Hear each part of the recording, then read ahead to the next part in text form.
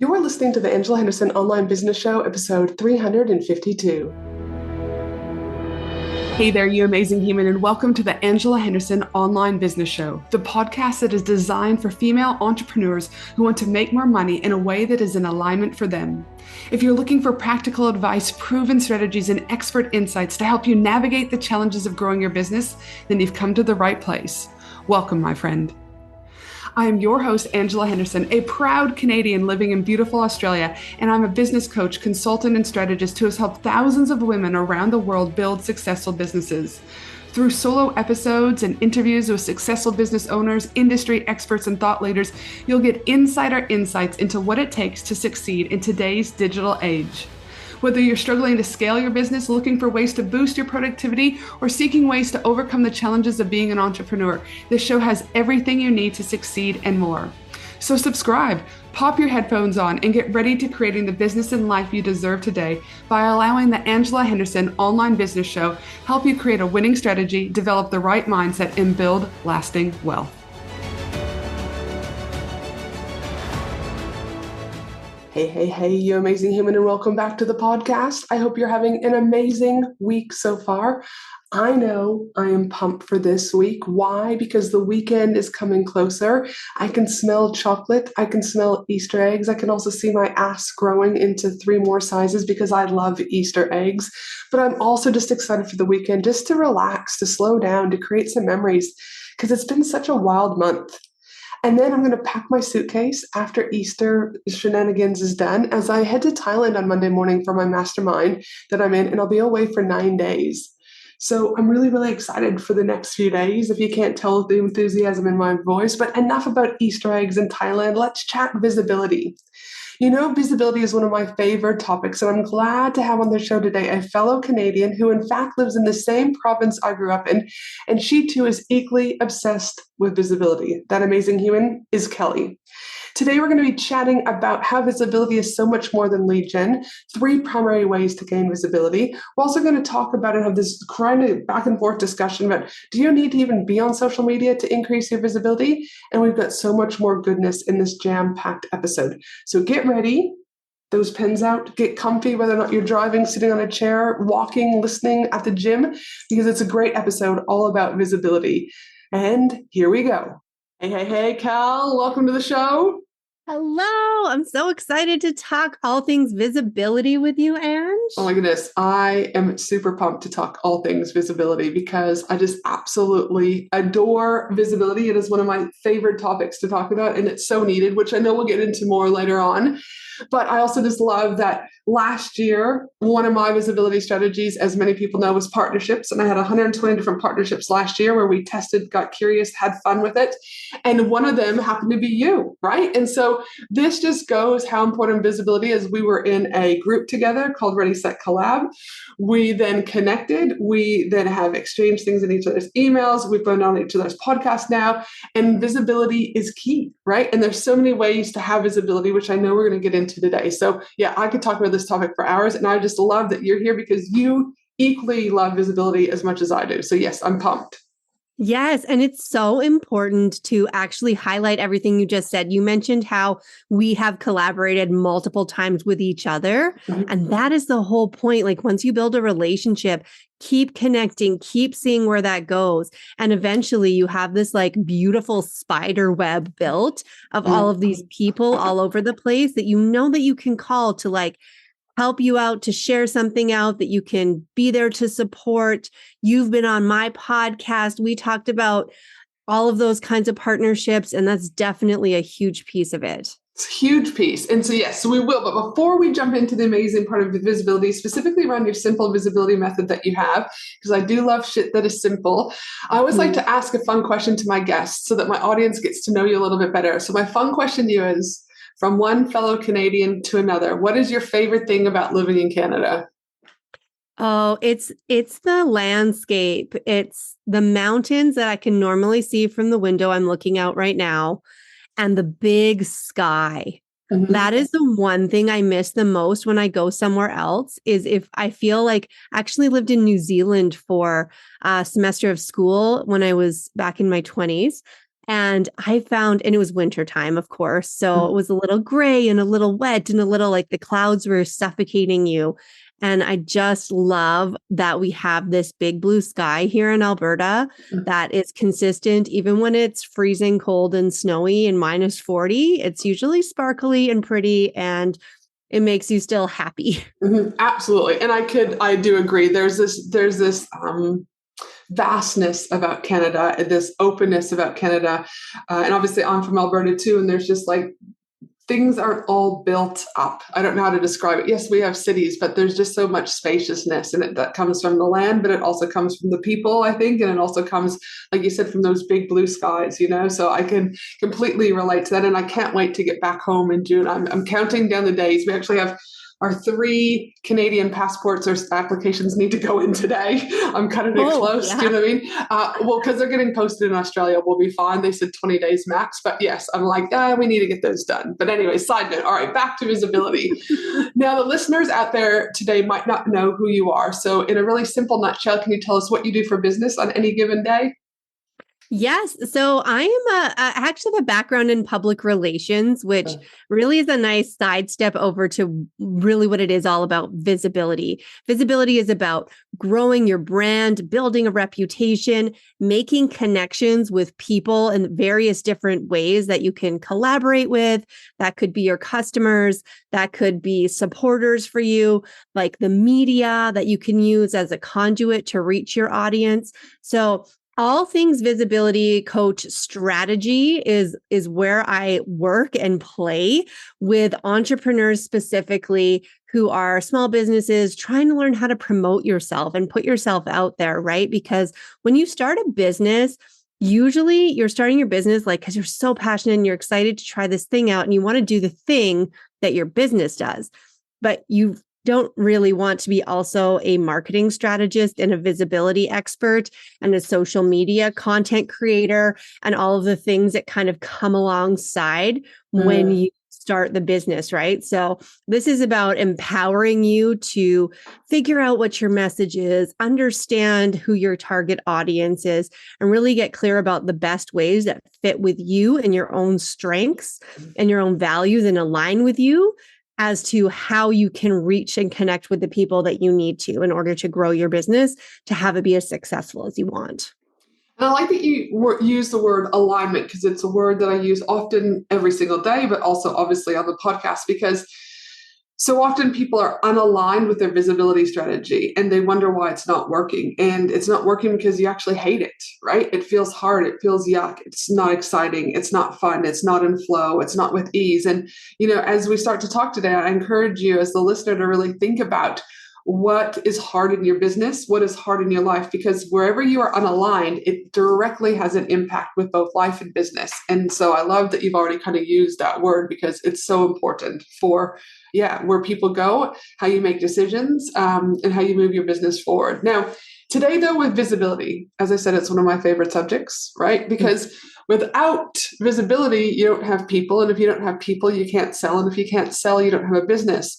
So today's topic, I find, is one of the most important, if not, it's actually probably the biggest problem I see most people say they have in their business is visibility. But most people think visibility is just lead gen, another lead magnet, getting someone in their funnel. And I feel most people don't understand that there's so many other important bits to visibility that actually helps position them within their business. I know you briefly mentioned a couple earlier on, but do you want to share a little bit more about what people aren't seeing other than just lead gen? Yeah. And I love that you bring that up. And I do think it's important that we acknowledge that lead generation is certainly a benefit and probably one of the more measurable benefits of getting more visible. Because when you are visible just for the sake of being visible, it's almost like, well, you could just put a billboard in Times Square or be in a parade. But if you have no way of actually capturing who's seeing you and creating a relationship and connecting with those people, that kind of makes it not as effective, right? Mm-hmm. So making sure that we're capturing our leads is a really important piece. But visibility is also about brand awareness. Mm-hmm. It's about creating the positioning for yourself as an expert, becoming known as the go-to in the space. because you're the one who's out there talking about the topic and the subject matter that you are the best at, that your genius is in, and you're creating relationships with people in the right areas that are helping get you in front of audiences of people that you're ready to reach.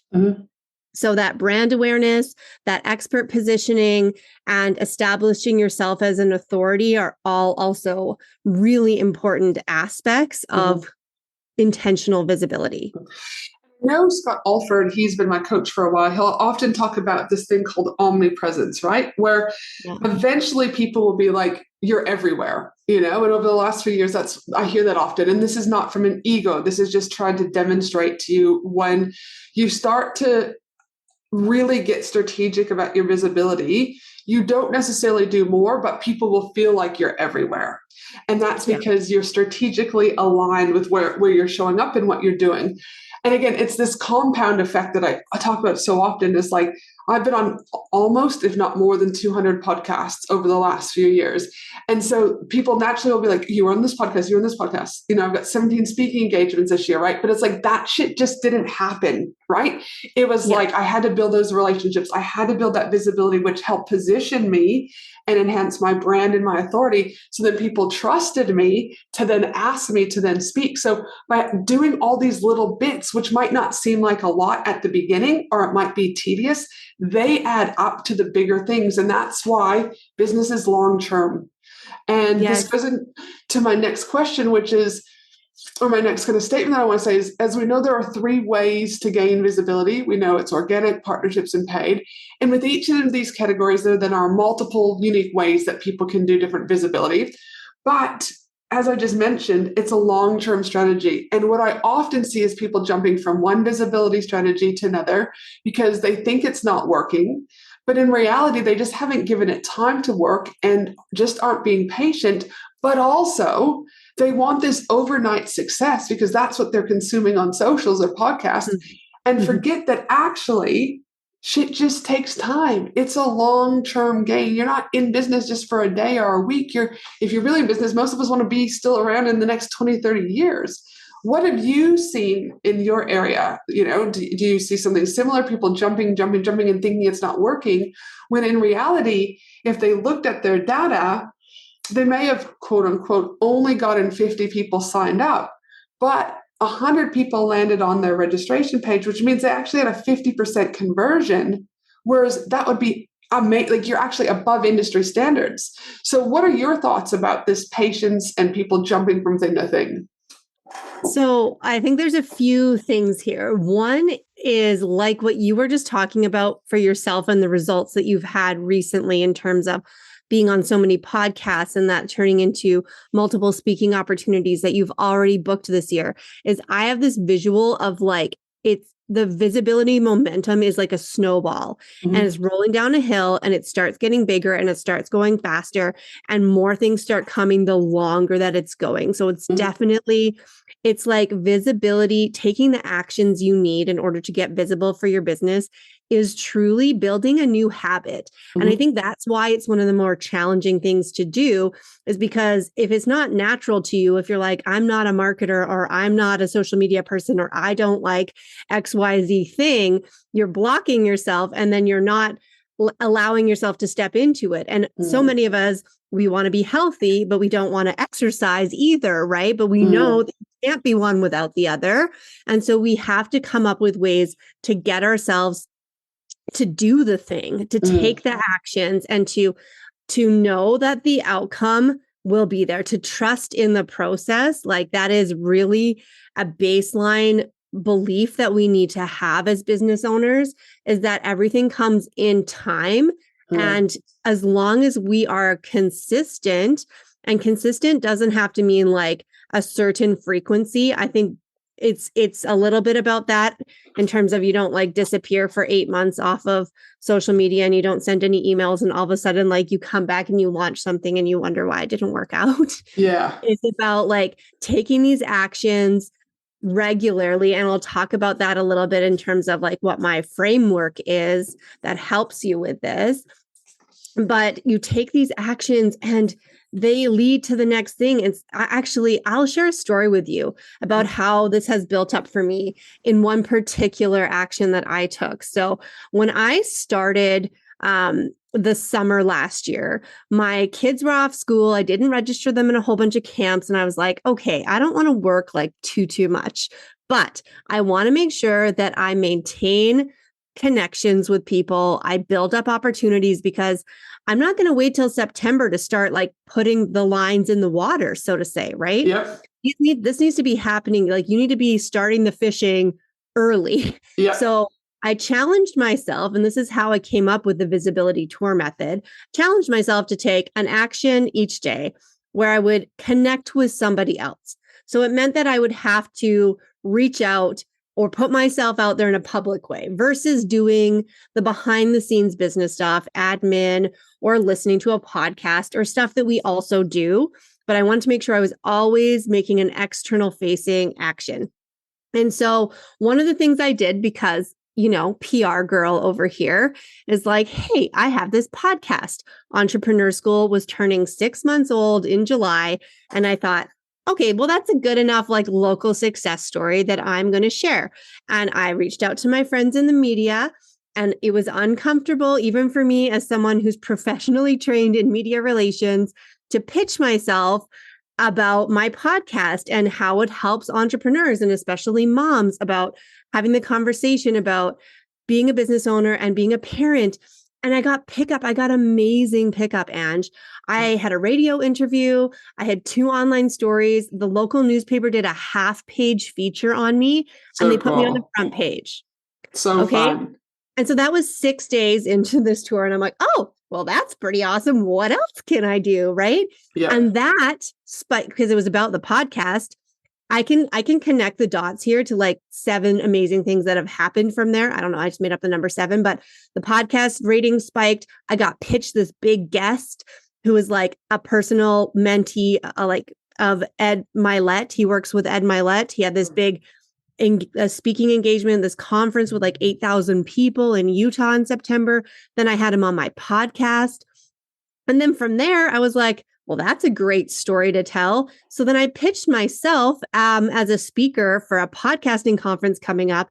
And I am now going to Nashville to talk about this, to talk about getting media for your podcast and all of the amazing things that can happen. So the media pitch led to a podcast guest, led to a speaking opportunity, is going to lead to who knows what, who's going to be in that room in Nashville, and where are those relationships going to go?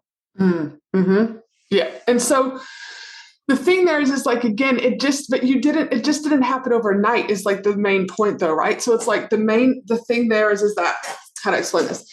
Is you had to start your podcast. You had to get out of your comfort zone. You had to, do you know what I mean? And it took time for it, do you know what I mean, to grow. You just didn't start your podcast as your visibility strategy and go, oh, after 1 week, it's not working because there's only 100 downloads, right? It's like, you're like, no, I know this will work. I just have to keep going. I have to be a cat. I've got to give it a go versus jumping. I'm now going to go do YouTube. I'm now going to go do this, like actually giving the platform the chance, right, to optimize and accelerate. And that's why I don't feel people do this. They're just like, look, they're looking for the quick fixes. And that's why I go back to business as a long-term strategy, but most visibility strategies are also long-term. I mean, I know another thing that I want to talk about and pick your brains about is that I've personally noticed that social media, there's this belief that, and I've had it for many years too, is that social media is the place where you need to be. You've got to be spending hours doing content and more content and more content. But the reality of it is I've now found out the more I dive deeper with my data, and not everyone will have data. I understand that on Google Analytics. If you don't have Google Analytics, please go get it installed on your website. But when I started to look at things, the reality of it is because I was hearing everywhere that I needed to be on the social media platforms, Instagram, etc., that if I wasn't, I had this like notion of like fear of missing out, right? But I was spending like an hour and a half minimum a week writing the content, then paying someone to then put it onto socials. And I've really stepped away from social media over the year as like my hero place, right? And so I'm curious to like, what are your thoughts about being on social media and social media only, and what are the benefits? Or is there a different way, that social media can use more like a secondary tool?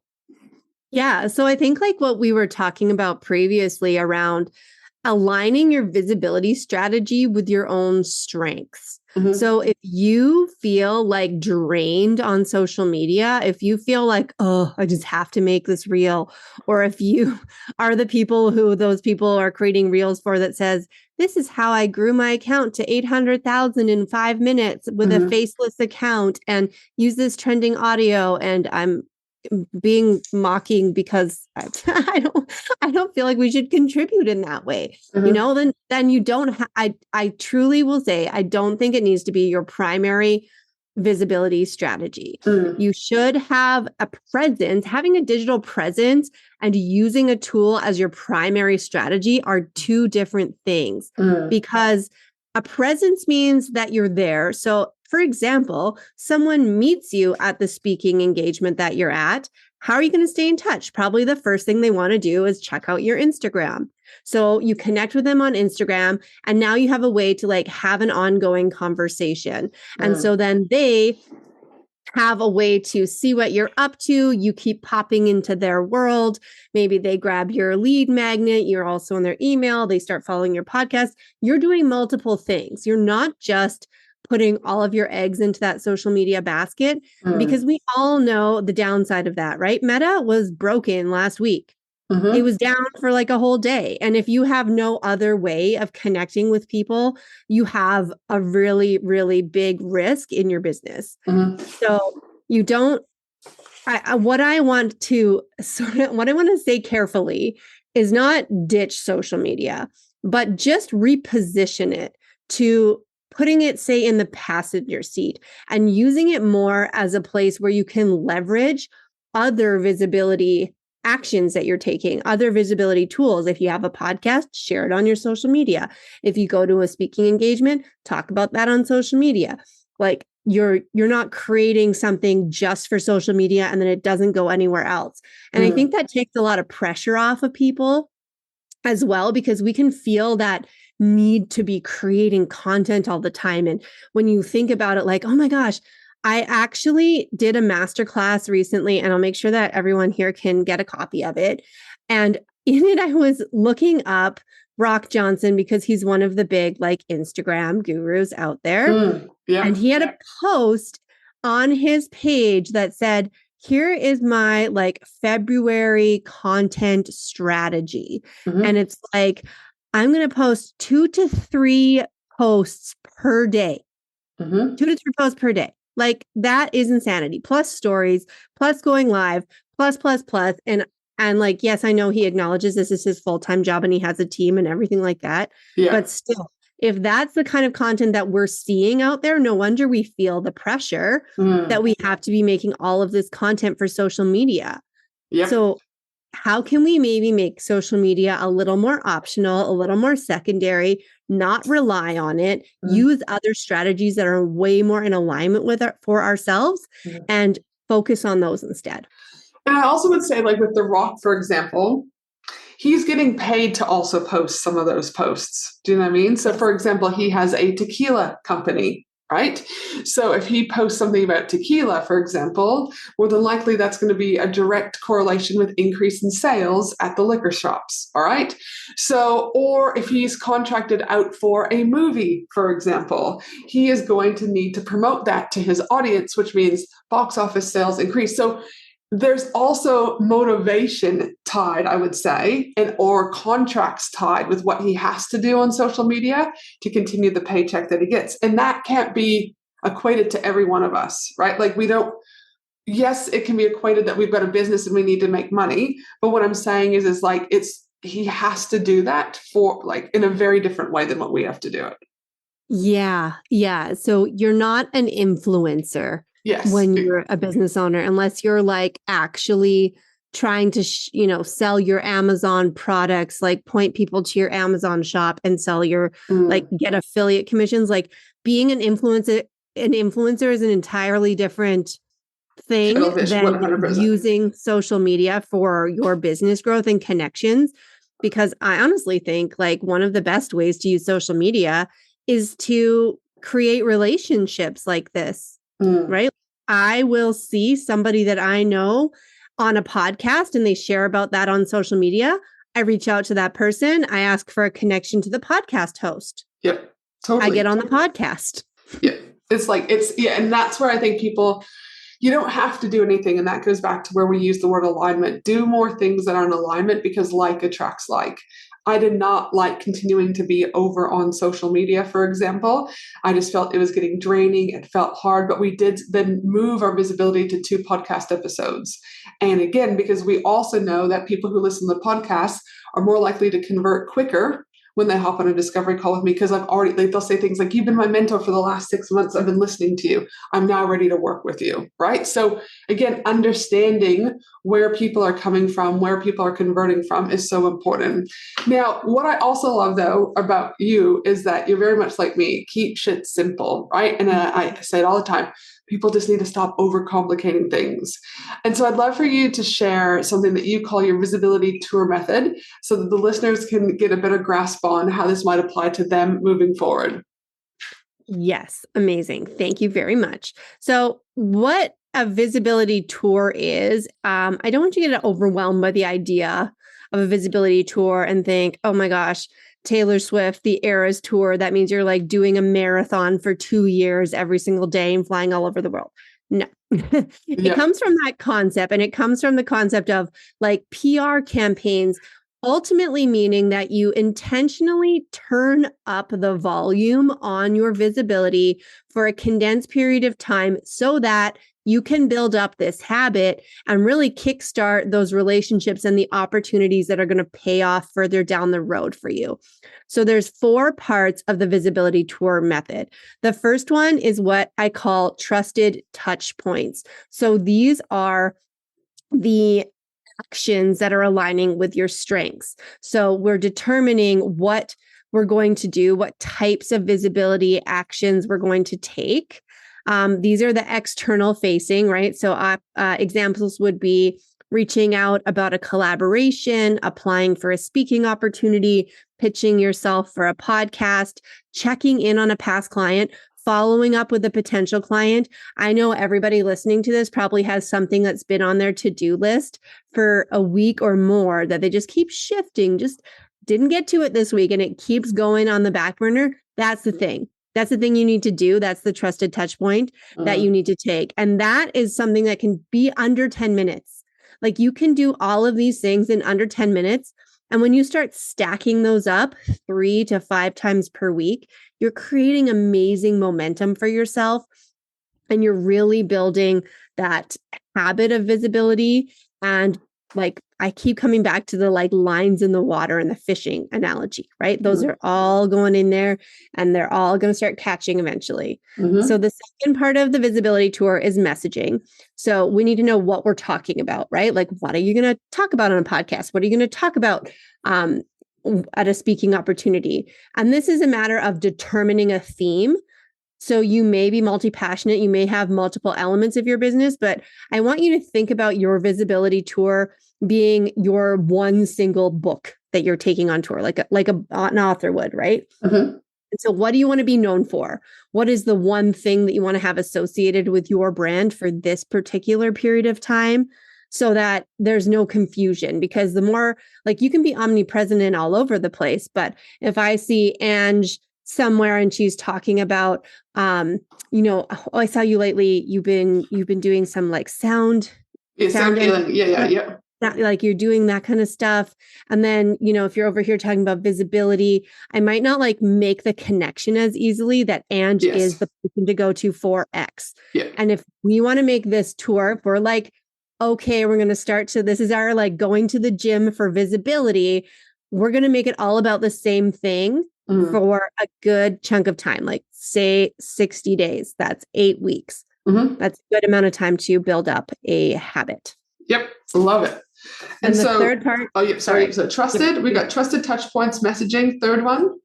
Capturing leads, which is what we talked about at the beginning, making sure you're actually like creating the connection opportunities, your lead magnet, you're always pointing to one thing for people to come and have a conversation with you so that you can create the relationships, because it's the relationships that eventually need to be nurtured into the future sales, right? And then the fourth part is measuring the results. So what actually works? And so when you were talking earlier about how people will flip-flop between different visibility strategies, it's like, yes, but make sure you're actually giving it a good go and seeing, like, if you didn't like something, that's fair enough. Don't do it again. Or it was really like not worth your time to put that much energy into something. It didn't pay off. Or something else worked super well, or you created this one amazing relationship and it brought in so many connections and you've had these so many different opportunities to continue to work together, then that's what's amazing. And you need to make note of those things so that you know what you're going to double down on in the future and what maybe you're not going to do. I would also say there too, some things that I see often actually is, let's just say, their podcast is actually doing really well, right? And they know that their podcast is doing really well. And someone will come to me like, oh, I'm just going to rest from the podcast for a while. And I'm going to double down on social media. And I'll be like, oh, okay. But like, based on what, like, why are you doing that? And they're like, oh, yeah, I'm tired of doing it. And I'm like, okay, this is the first I've heard of it. And I'm like, are you really tired of doing the podcast? Like, what's actually underneath of there?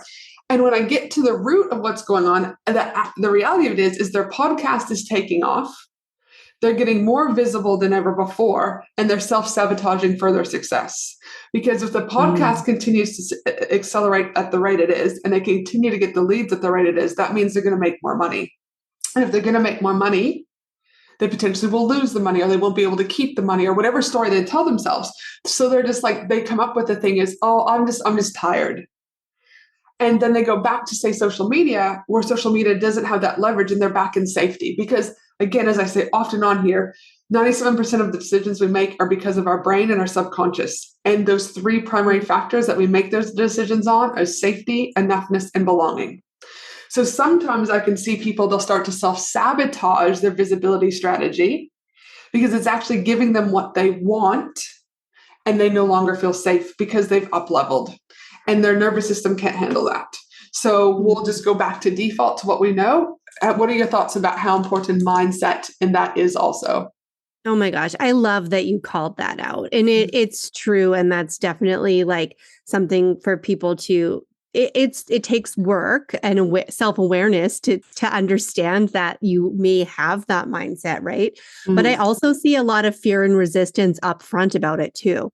Like I have to have like a whole long conversation with people about confidence. And a lot of people think visibility is something I'll do when I'm ready. And it's like, visibility isn't actually a reward that you get after. It's the tool that you use to get to where you want to go. So you need to flip even the way that you're looking at this particular action. And yes, it requires some vulnerability, and it will make you uncomfortable, and you will have to push yourself outside of your comfort zone and all of those things. And you can believe that you will figure it out along the way. And to be honest, and not to be too like facetious, but I am an Enneagram 8, and I do like to get a little direct sometimes. Like, you're not going to die. Yeah. Like the things we're talking about doing here are speaking to someone or sharing your opinion, and none of it is life-threatening. None of it is that damaging. It's just feels scary. 100%. And it's like, we've all got to start somewhere. You know what I mean? And you use your voice every day to speak to your children, to speak to your partner, to speak to your dog, continue to use it, because I always say that you're doing a disservice by not leveraging your voice and increasing your visibility and your awesomeness, because less people know about you. And that means less people are getting help from whatever your services are. So, really consider about getting out of your comfort zone and really exploring this. Now, this has been awesome. It's always fun to connect. We could keep chatting for hours. But as we start to wrap up, where can listeners connect with you? How can they find out about you? What's going on in your world? Yes. So I also have a podcast, and it is called Entrepreneur School. So I would love for you to come on, hang out with me over there. And also you can connect with me on Instagram, where I am much more active in my stories and DMs than I am on my feed, for reasons discussed in this podcast episode. So, and my website is ksco.ca. And I also want to make sure that your listeners can access a copy of a recording of the masterclass. I actually just delivered it. So it's super hot off the presses, talking specifically about how to ditch your reliance on social media and build that 3-part simple visibility plan that works for you. Oh my goodness, so fun. And we'll have all of that in our show notes for you guys to be able to access. Or again, you can reach over to Kelly over on Instagram and she can also send you the direct link there, whatever is easiest for you. Now, before we wrap up, I always like to ask one final question, which is looking back on your business journey, what do you know now that you wish you knew when you first started out in business? Oh my gosh, so many things. And isn't it funny just how you don't even remember before you knew something sometimes? Like your brain just like, this is what I know now. And it is like, you have a hard time thinking back to the time when I wasn't aware of it all. But I think that based on this conversation too, what's coming up for me is just the timing of it all. Mm-hmm. That, we can't force anything. We're all in our own seasons of it takes however long it takes, and you don't lose if you never give up. As much as it feels challenging sometimes to keep persevering, to keep iterating and pivoting on what you're offering, the way that you're going to share about it. Like I have done that so many times, change the way I work with people, change the way I talk about myself, change my title in my business, like all of those things, change your visibility strategy and just keep doing it until you find what works. Because if you believe in it enough, it is going to work. Mm-hmm. Absolutely. I adore that. And it's, yeah. And what I love is asking this question is everyone has some other golden nuggets. Do you know what I mean? So no, thank you so much for sharing it. And thank you very much for making the time. I know you're going into nighttime back home in Canada. So I really appreciate you making this space and coming on and sharing your views on visibility, because like I said, without visibility, you don't have a business and you're back in the 9 to 5. So thank you for your awesomeness today. And we'll make sure that we have everything in the show notes. And for you, amazing listener, no matter where you are in the world, I hope you have a beautiful day. And I look forward to you joining me again for another awesome episode of the Angela Henderson Online Business Show. Thanks again, Cal. Thank you. Thanks for listening to the Angela Henderson Online Business Show, www.angelahenderson.com.au.